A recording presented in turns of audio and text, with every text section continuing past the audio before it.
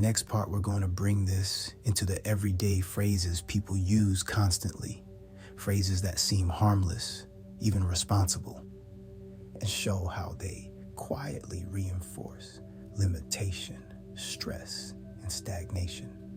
Once you hear them, you'll never hear them the same way again. By now, it should be clear that language isn't just something you use.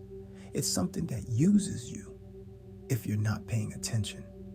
And the most powerful language patterns aren't dramatic or obvious. They're casual, familiar, socially accepted. They sound responsible, humble, realistic, which is why they work so well. Let's start with one of the most common phrases people use when they're trying to improve their lives. I'm trying. On the surface, it sounds honest, it sounds effort-based, it sounds admirable, but linguistically, trying places the action in a permanent state of incompletion. Trying means effort without commitment to outcome. Trying means permission to fail without resolution. Trying keeps the nervous system suspended, never finished, never settled. When someone repeatedly says, I'm trying to get better, the nervous system hears, this isn't resolved yet. And unresolved states keep the body in tension. Compare that to, I'm practicing, I'm training, I'm adjusting.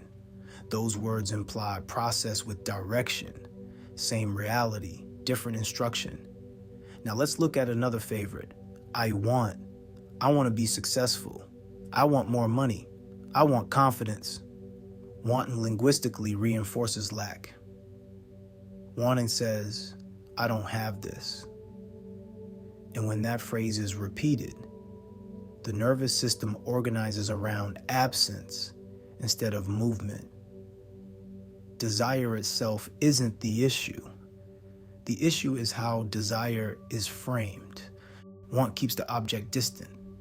Want keeps fulfillment hypothetical. Compare that to, I'm building, I'm creating, I'm stepping into. Those words signal motion, not deficiency. Now listen to this one carefully. I need to change. I need more time. I need money. Need triggers urgency. Urgency triggers stress. Stress narrows perception. Need puts the nervous system into emergency mode. Emergency mode is excellent for survival, terrible for creativity, clarity, and long-term growth. When your language constantly signals need, your body behaves as if something is wrong, even when nothing is immediately threatening. And that constant background stress becomes identity. I'm always under pressure. I'm always behind. I'm always catching up. Now let's move to language people use about themselves. I'm bad at this. I'm not wired that way. I've always been like this. Those phrases sound like acceptance, but linguistically they're closures. They shut down possibility. They turn temporary experiences into permanent traits. And once something is framed as identity, the nervous system stops exploring alternatives. Why try if it's just who I am? This is how people accidentally lock themselves into patterns they don't actually want. Not because they lack discipline, not because they lack intelligence, but because their language keeps reinforcing a closed loop. Here's another subtle one. I'm overwhelmed. This phrase is so normalized that people don't even hear it anymore. But overwhelmed implies being overtaken, submerged, exceeded. It signals helplessness. When spoken repeatedly, it trains the nervous system to brace instead of organize.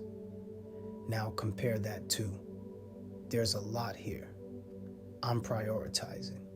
I'm sequencing. Those phrases create agency. Same workload, different nervous system response. Here's the important thing. This isn't about being overly careful or robotic with language. It's about noticing patterns. Your nervous system doesn't respond to one sentence. It responds to repetition. Which phrases do you repeat under stress? Which words do you default to when things feel uncertain? Which labels do you casually assign to yourself? Those are the spells that matter. Now let's talk about contracts. Not legal ones,